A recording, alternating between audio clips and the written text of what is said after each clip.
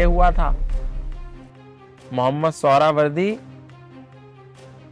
और मोहम्मद अली जिन्ना के नेतृत्व में 2 दिन में हजारों हजार मुसलमानों को काट करके चौराहों पर लटका दिया गया था। वही बंगाल से पुनर्स्थापना जिहाद की ये लोग करने जा रहे हैं। नहीं, धन्नीपुर में हम बनाना ही नहीं हमें मस्जिद। हाँ, तो फिर नहीं बनाना है तो सोचिए कि उनके अंदर कितना रोष है। उनका एजेंडा क्लियर है। ओवैसी तो हिंदुओं के सबसे बड़े हितैषी हैं। तो ओवैसी ने कही कि 15 मिनट के लिए अगर पुलिस हटा लें तो तुम्हारा क्या होगा, ये आत्मचिंतन कर लो। और ये सत्य बात है, अगर 15 मिनट के लिए पुलिस हट गई, क्योंकि पुलिस है, तब भी मुर्शिदाबाद में तो हिंदू मर रहा है, तो पुलिस नहीं होगी तो क्या होगा, फिर तो घरों में आग लगा देंगे। 25 को अभी कुछ दिन बाद हुमायूं कबीर नाम है टीएमसी के विधायक का, बंगाल में बाबरी की नींव रखने की धमकी दे रहा है। 2 लाख मुसलमान सड़कों पर उतरेंगे। फिर वही बंगाल जहां डायरेक्ट एक्शन डे हुआ था, मोहम्मद सोहरावर्दी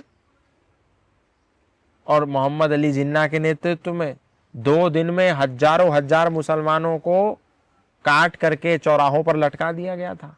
वही बंगाल से पुनर्स्थापना जिहाद की ये लोग करने जा रहे हैं। तो अभी तो बंगाल में कर रहे हैं ना, ये तो जगह जगह होगा, अभी आप देखते जाओ।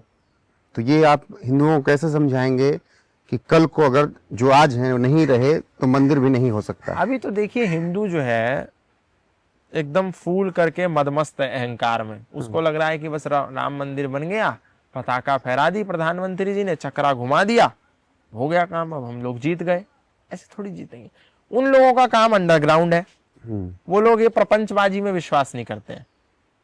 एक मंदिर बनाया, 10 बार इवेंट कर दिया है, तो इवेंट मैनेजमेंट का, इवेंट ऑर्गेनाइजिंग का केंद्र बन गया राम मंदिर। तो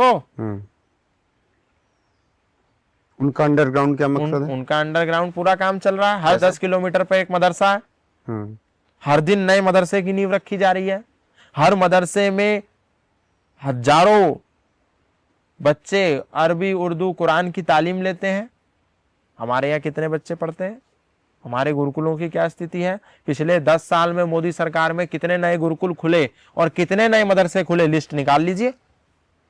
कितनी मस्जिदें अपने यहाँ इकट्ठा हुआ जकात का पैसा मदरसे की शिक्षा को बढ़ाने में देती हैं, और कितने मंदिरों का पैसा गुरुकुलों में जाता है, आप निकाल के देख लीजिए, आपको पता चल जाएगा।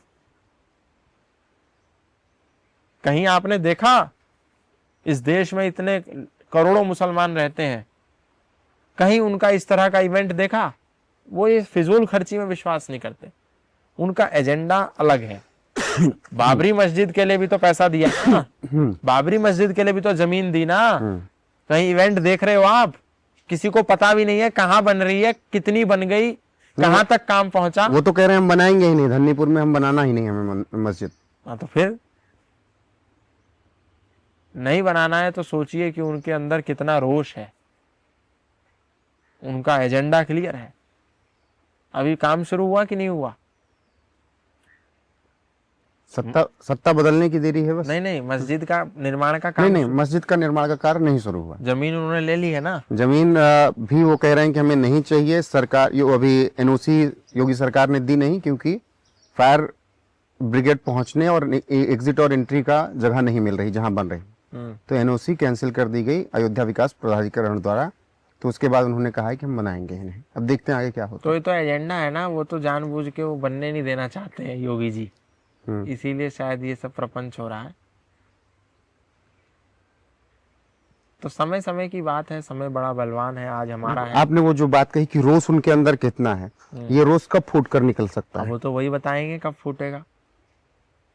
शायद नरेंद्र मोदी जी के हटने का इंतजार है, या योगी जी के चले जाने का प्रतीक्षा कर रहे हैं वो।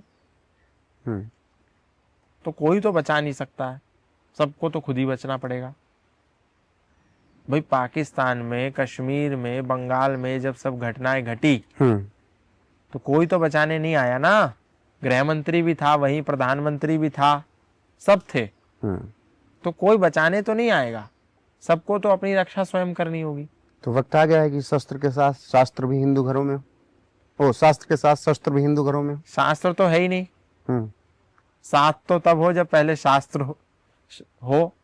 शास्त्र है नहीं, जब शास्त्र नहीं है तो शस्त्र कहां से आएंगे? ये भी तो बड़ा विषय है। उनके पास तो सब है, AK-47 से लेके अवैध जखीरा हथियारों का। आप किसी भी मस्जिद में जाओ, आपको अवैध हथियारों का जखीरा मिल जाएगा। किसी भी मंदिर में जाओ तो एक ले दे करके भगवान गणेश के हाथ में एक फरसा हुआ करता था, वो फरसा भी अब निकाल करके केवल लड्डू लड्डू रह गए, और एक हाथ से आशीर्वाद आशीर्वाद रह गया, बाकी सब लड्डू रह गए बस गणेश के हाथ में। किसी भी देवी की प्रतिमा को देखो, पूरा जो है चेंज कर दिया, क्योंकि प्रतिमा बनाने वाला ही मुसलमान है। जो गणेश उत्सव होता है, उस गणेश उत्सव में अधिक से अधिक जो प्रतिमाएं बनती हैं वो कौन बनाता है? यही कारीगर हैं इन्हीं के, सब वही कारीगर है। मैं वही कह रहा हूँ कि रघुराज प्रताप सिंह राजा भैया एक विधायक है कुंडा से, उन्होंने बहुत पहले महाकुंभ के दौरान इस बात का जिक्र किया था कि हैदराबाद वाले नेता ने जो बात कही कि 15 मिनट के लिए अगर पुलिस हट जाए, तो अगर आप ध्यान से बैठकर सोचेंगे तो उसने सही कहा। बिल्कुल सही कहा। 15 मिनट के लिए पुलिस हट जाएगी, आधा तो हिंदू एक झटके में साफ हो जाएगा। उसने आईना दिखाया। ओवैसी तो हिंदुओं के सबसे बड़े हितैषी हैं।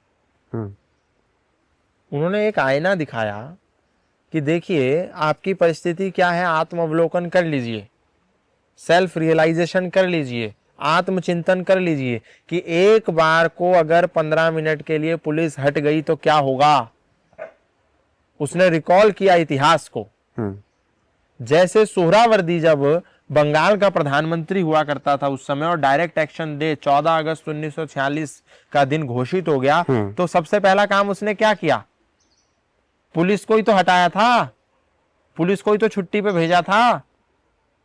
और गलती से जो हिंदू पुलिस थानों के प्रभारी थे, निरीक्षक थे, अध्यक्ष थे, थाना प्रभारी थे, उन सबको हटा करके मुसलमानों को बिठाया था और अस्पतालों की छुट्टी कर दी थी, ताकि लोग मरे तो अस्पताल की ओर जाएंगे, तो स्वाभाविक है। तो अस्पताल ही जब बंद हो जाएगा तो बचाएगा कौन? और जब पुलिस थाने ही नहीं रहेंगे तो रक्षा कौन करेगा? तो वही बात ओवैसी ने कही कि 15 मिनट के लिए अगर पुलिस हटा लें तो तुम्हारा क्या होगा, ये आत्मचिंतन कर लो। और ये सत्य बात है, अगर 15 मिनट के लिए पुलिस हट गई, क्योंकि पुलिस है, तब भी मुर्शिदाबाद में तो हिंदू मर रहा है, तो पुलिस नहीं होगी तो क्या होगा? फिर तो घरों में आग लगा देंगे। समझ रहे? तो डेमोग्राफी चेंज इसके लिए सबसे बड़ा खतरा है, क्योंकि एंट्री और एग्जिट में आप देखिए, अगर मैं उत्तराखंड में बैठा हूँ तो यहाँ के तो हालात ही एकदम बदल गए हैं डेमोग्राफी चेंज की वजह से। यहाँ के क्या, वो तो सब जगह के बदल गए हैं। उत्तर प्रदेश में डेमोग्राफी चेंज कर दी, हरियाणा के नूह मेवात की पूरी डेमोग्राफी चेंज कर दी, बंगाल बदला ही है, सब बंगाल तो सब बदल ही चुका है। तो डेमोग्राफी तो पूरी चेंज करने का एजेंडा क्या है, वो तो हो रही है, प्रत्यक्ष देख लीजिए। उत्तराखंड को देवभूमि कहते हैं, देवभूमि के प्रवेश द्वार पे क्या डेमोग्राफी आप देख लीजिए। तो पूरा का पूरा जो एजेंडा है उनका क्लियर है कि चारों तरफ से इसको कवर कर लेना है, वही चल रहा है। एंट्री एग्जिट ब्लॉक है पहले से पूरा। नैनीताल में देख लीजिए, हल्द्वानी में क्या हुआ, पुलिस थाना तक जला दिया। मनभूलपुरा। तो बहुत दूर जाने की आवश्यकता नहीं है, हमारे निकट ही सब परिस्थितियां घटित हो रही हैं। तो मौजूदा सरकार में देवभूमि में कुछ ऐसा हो रहा है जिसकी वजह से इस पर लगाम लगे? अब वो तो वही बताएंगे कुछ कर रहे हैं या नहीं कर रहे हैं। आप लोगों को कुछ दिखता है? थोड़ा बहुत तो दिखता है। मजार बाजार तोड़ दी है, लेकिन तोड़ना केवल समाधान नहीं है, तोड़ करके कुछ बनाना भी तो है, ये बड़ा विषय है। तो जातियों में बटा हिंदू एकजुट हो पाएगा कि नहीं कभी? अभी तो कह नहीं सकते कुछ। आप लोगों का प्रयास कब काम आएगा? जब आप ये देखिए, कश्मीर में जब मरे तब एकजुट नहीं हुए, बंगाल में आज मर रहे हैं तो भी एकजुट नहीं हो रहे, तो अब कब एकजुट होंगे मुझे तो कुछ समझ में नहीं आ रहा। तो भारत में बढ़ती इस्लामिक कट्टरता खतरे का कितनी बड़ी साजिश है या कितना बड़ा खतरा है? ये तो सब जगह ही इस्लामिक कट्टरता तो चारों दिशाओं में फैल रही है, हर क्षेत्र में, हर जगह, कहीं छूटा नहीं है। भारत ही नहीं, भारत के बाहर भी उनका एक ही एजेंडा है, दारुल हरब को दारुल इस्लाम बनाना। जहां इस्लामिक लोग नहीं है वहां इस्लामिक लोगों की जनसंख्या को बढ़ाना है और अपना शासन स्थापित करना है। वही पाकिस्तान में किया, वही बांग्लादेश में किया, वही म्यांमार में किया, वही अफगानिस्तान में किया, और वही अब छोटे छोटे मिनी पाकिस्तान के रूप में भारत में भी उनका एजेंडा क्लियर है।